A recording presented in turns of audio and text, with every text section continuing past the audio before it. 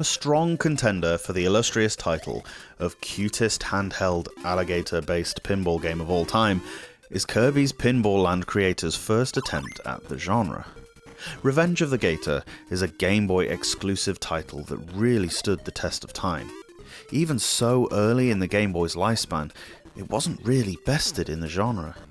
The physics are absolutely perfect. You'd have a hard time improving on them. The speed and gravity feel right, and the ball travels in the angles that you feel it should. It's pinball, you already know how to play it. However, the digital medium allows for certain things that would be very tricky to build into an actual table.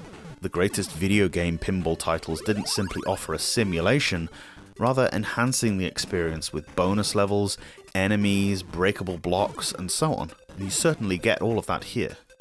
The single course on offer is a 4-screen affair whereby if you lose your ball, you simply go to the next screen. And of course there are methods to progress higher up the table by opening gates or finding entrances to one of the 3 bonus stages. The reason this works well is down to the fact that HAL didn't attempt to code some fancy scrolling between screens, but a simple transition that really suits the Game Boy's capability. It's a forgiving pinball game. Games can go on for a long time, and despite the fact that the only objective is to get as high a score as possible, you don't lose interest. And if you do end up losing a ball, this cute little cartoon alligator catches it in his mouth. Who could be mad at that? The music is a total earworm.